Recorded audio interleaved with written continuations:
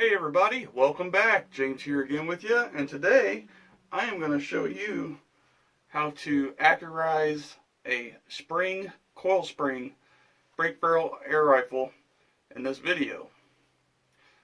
So if you don't know, this is my Gammo Sport, and it's a coil spring air gun.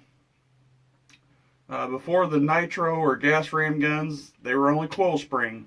And they still make coil spring. My Gammo Fox Swarm is a coil spring break barrel air rifle. Now the thing about these is that because of the coils in the gun itself, when you release the trigger, you feel that vibration. And if the factory did not do a good enough job, whether it was tuning the gun before it left or not adding anything, it's not going to shoot really good out of the box. And this rifle's shot pretty good for me, but I have modified it in this video. Not modified it like done anything to the gun itself, but I did add something.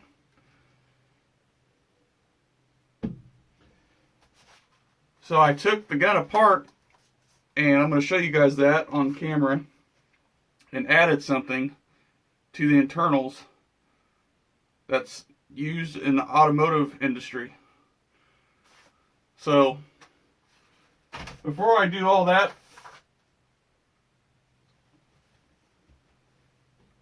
initial testing with that air rifle was done at 25 yards with these Crosman Premier 7.9 grain hollow points, and the gun averages between a ½ inch to an inch group, depending on a couple variables, all this and that. So I guess it'd be about a 3/4 of an inch group on average every time I shoot. Once the groups start to tighten up with those pellets, averaged from group to group is about 3/4 of an inch. So let me show you some shooting clips of the groups actually getting tight with this gun using the Crosman hollow points without anything done. This is pre modification, everything. 25 yards, just a quick clip. Let me show you.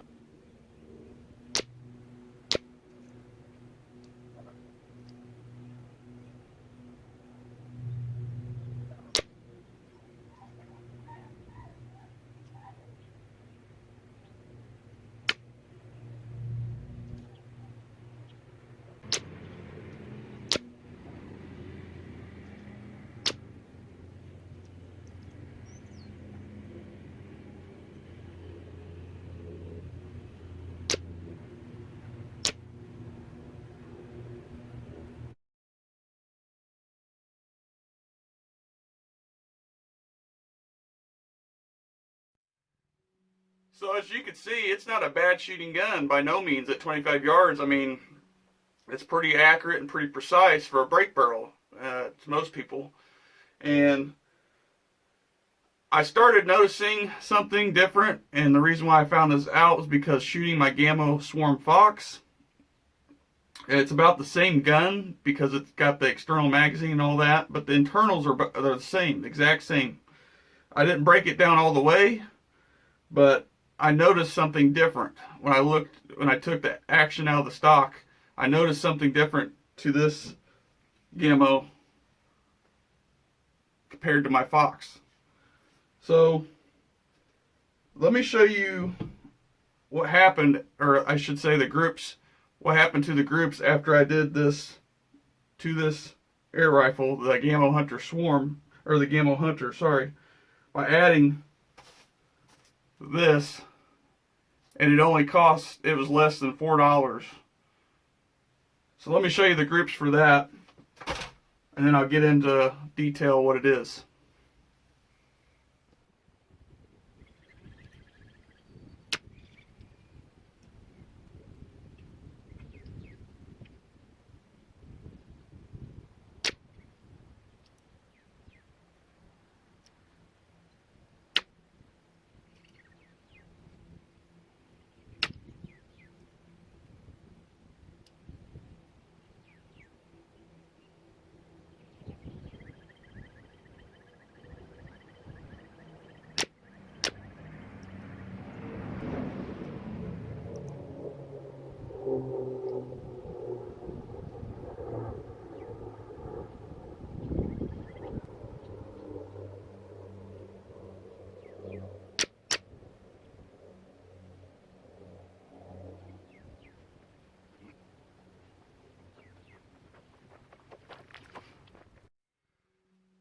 Okay, so you could see that it tightened up big time once they started to cluster really good.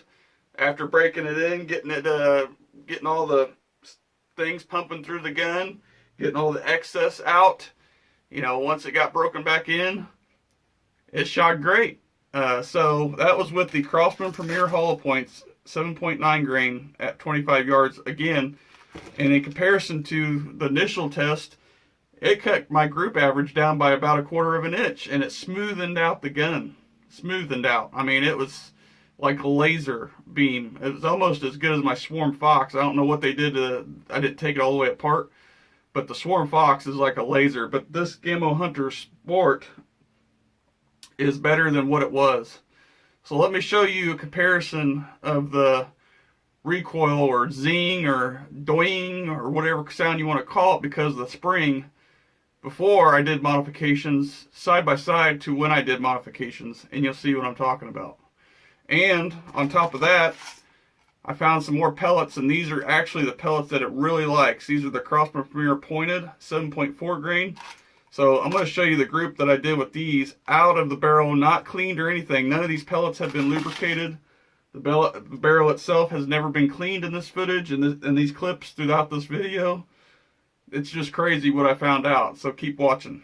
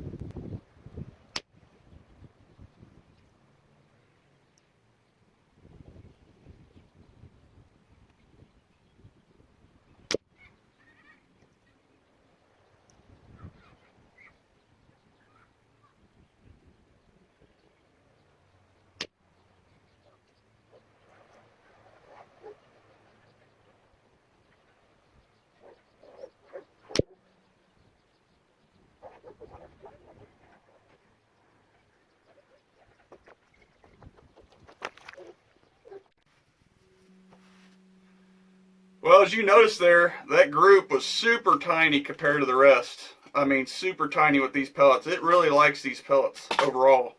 And you also notice the sound difference. So let me tell you what I did. So as you listened to me earlier say that I looked at my other Gamo Fox Swarm to see what the difference was between that and this Gamo Hunter. This is 177, which the caliber doesn't matter because the Swarm and this are coil spring, the Swarm Fox anyway. I looked underneath and looked inside the piston chamber because they have a cutout for when the arm comes down, and when you cock the gun, it locks the piston back. And you wouldn't guess what I saw. I saw the coil spring layered, and I mean layered with grease. Now this is moly. This is what most air gunners use if you watch videos, and the reason why I came about this was because I read a lot of Pyramid Air blogs from Tom Gaylord, aka BB Pelletier, and I watched his videos on the Pyramid Air channel on YouTube. And he was saying that you don't have to lube your pellets if you put moly grease on your coil spring, which dampens the vibrations of the gun itself and potentially could make it more accurate, because you're fighting that recoil, you're fighting the spring itself, the doing going down your piston chamber. Whereas this, adding it to the coil spring itself and the internals that slide and move back and forth dampen to a halt vibrations. So all you're feeling is just the movement of the piston and not the actual spring recoil or vibrating through the gun. So that's what this is, guys, and that's what I did. I tore this Gammo Hunter Sport down and greased it all. I took the actual coil spring out, and I didn't take the piston out, but I took everything apart, and then put grease on the actual coil spring, and then some other things that held the coil spring to the piston and into the chamber here. So I greased everything and then put it back together. So, and come to find out, the actual spring in this gun, and I got it used, I got it from a family member, the spring is bent, so that didn't help the situation any, but it still shot better and it still cut out the noise when I added the grease. So now in this video, or in this section of the video, I'm going to show you guys how I tore down this rifle and added the grease and put it back together, and easy ways to do it. If you're interested in doing that, if you've never done it before, take your time, take pictures, take notes to make sure you put it all back together, because if you don't, it won't work. And that's the first time I've ever taken this one down, but I've taken my Crosman Phantom that I used to have, broke it down a lot of times to mess with it. So anyways, I'm going to get into that section of the video, guys, and show you how to tear this one down. And as always, I hope you like this video, and I'm going to end the talking there and just let you watch the rest of it, of me tearing this gun down and putting it back together, adding the moly grease on the coil spring itself. So as always, we'll see you on the next one. And if you're wondering about part 2 of the about the pellet soak, I'll definitely be making it. Just make sure you've watched part 1, so that way I don't have to keep talking about the acid itself, your household item. So, alright guys, thanks for watching, and we'll catch you on the next one. Appreciate it. So now I'm going to show you how to tear down this Gammo spring piston brake barrel. I'm going to make sure it's unloaded first, which it is. No pellets in the barrel. And then I'm going to cover real quick what you need. So the actual screws holding the action into the stock are a Torx T25 bit and a screwdriver you may need. So I'm going to go ahead and tear this down, get it out of the action. Each gun will be different, but most of them are just one screw in the back and then 2 in the front.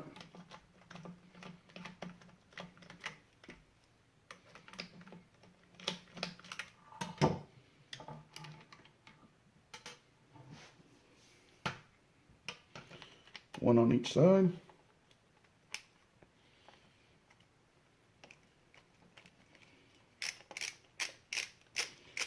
I don't know if you guys noticed this, but these screws from Gammo factory have blue Loctite on them, which is a good sign. Sometimes they don't want to fall out. That's fine.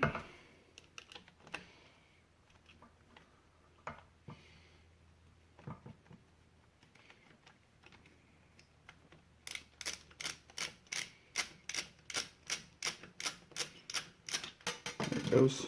There's the blue Loctite I was talking about.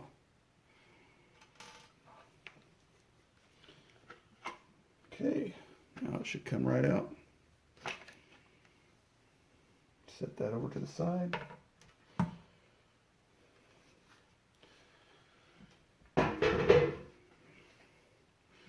Okay, so here's the action. And what I'm going to do is take the trigger assembly out and get to the spring and piston.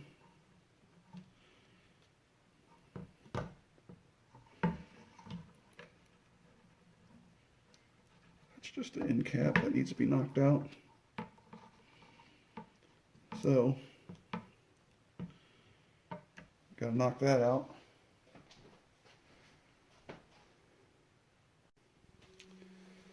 Okay, so now I'm going to knock this pin out, and I'm going to lift the gun up, put it on a block like so, and use a punch.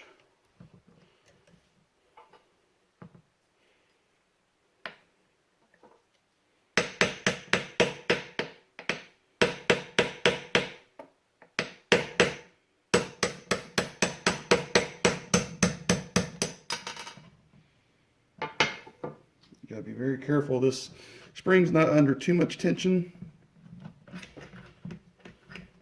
but you want to leave that in there like that.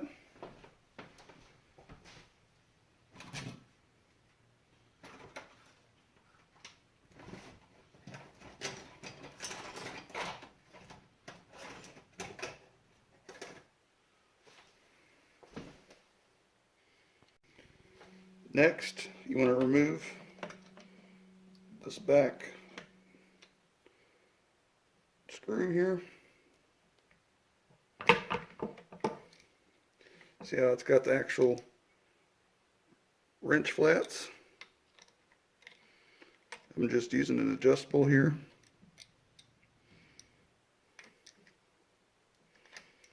Just break it loose.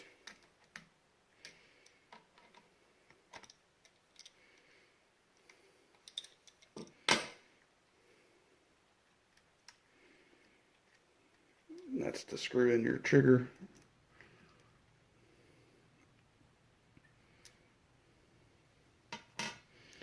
Okay, now we can gently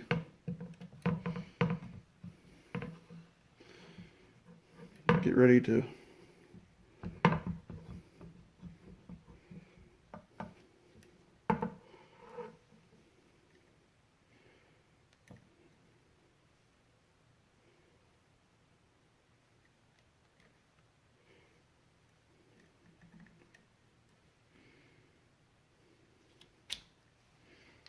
pop that off. It's just a cap.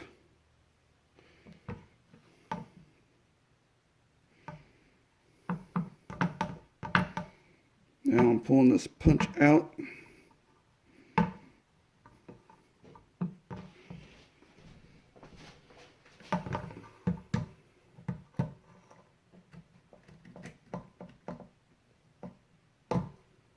Make sure you point this in a safe direction. Don't make sure it's cocked, for one. There it goes. Okay.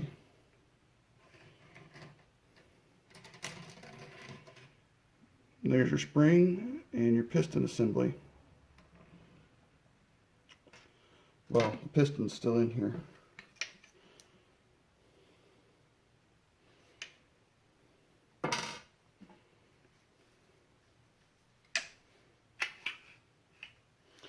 You can just pull the barrel down like that and it moves the piston back.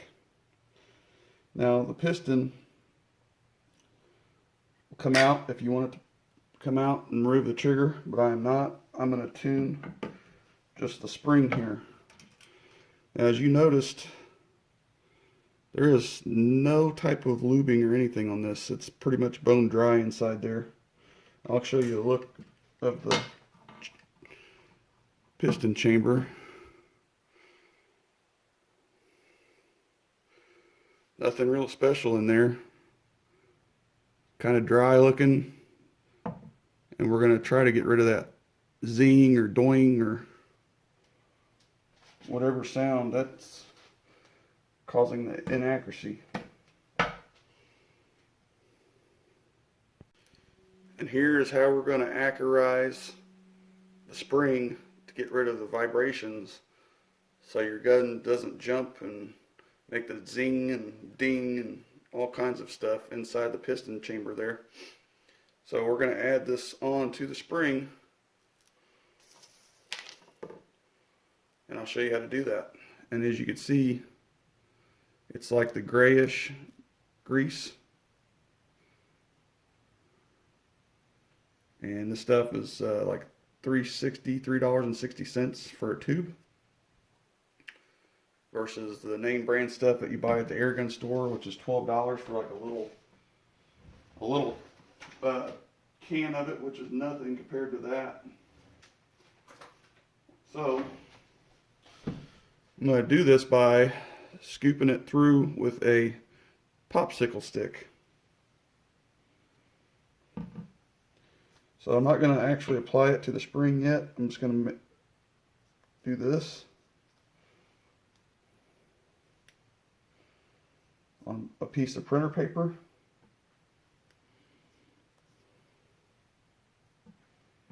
In hopes that this calms the vibration down, which I wouldn't see why it wouldn't, because there is no grease in there whatsoever. So that should be enough. Okay, I'm going to remove that. You can see that the spring is a little bent, which I'm not going to replace that right now.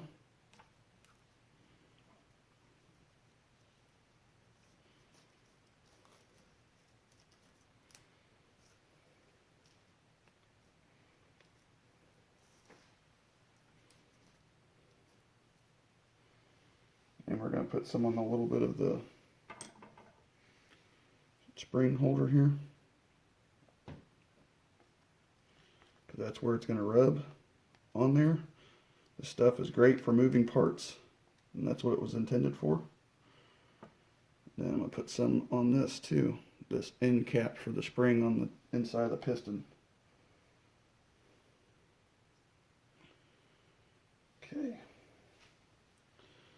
Now I'm probably going to swap the piston back because I don't want that bent end towards the piston chamber.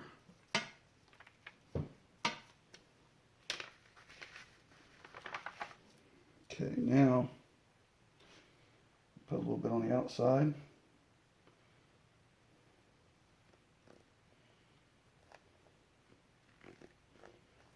Get it nice and layered up. Because on the inside it's going to stick to the chamber walls.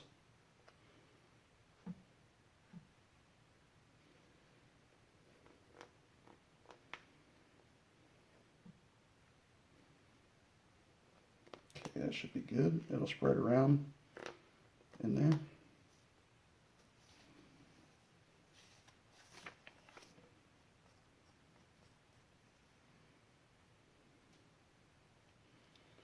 All right, now that's out of the way.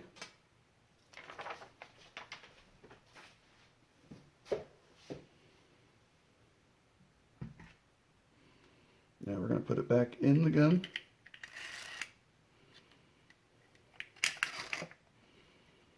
Then you want to make sure you put this piece in the right direction, because you can see there's a hole there. That's where that nut for the through the trigger here, or beside the trigger here, goes down in.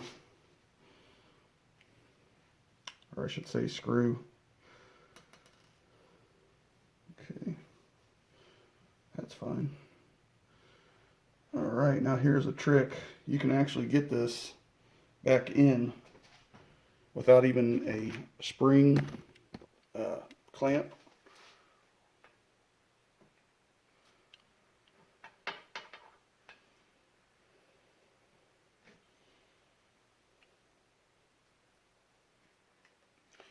Okay, see if it gets in there.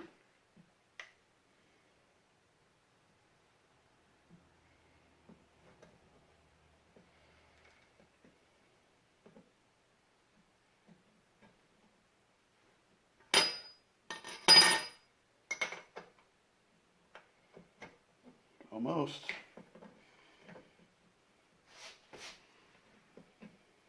On the turn. Got it. All right, there you go. Now, get that pin in there. Put this in there real quick.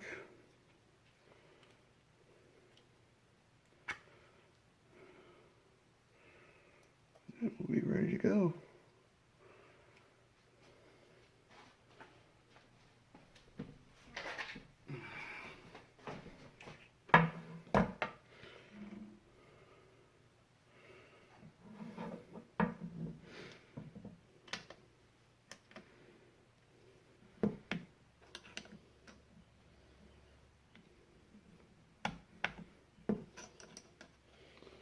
Okay, got one of the ends of the pin in.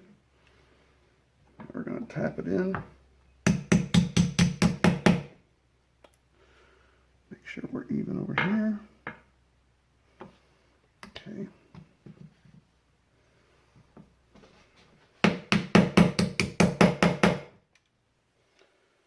That's what I figured.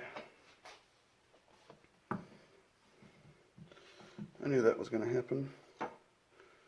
Pin does not like to be lined up under tension like that. So,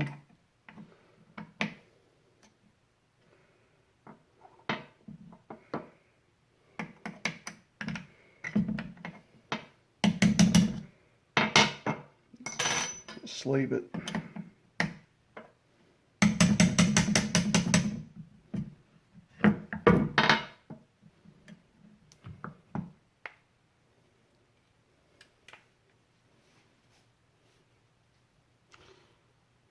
Okay.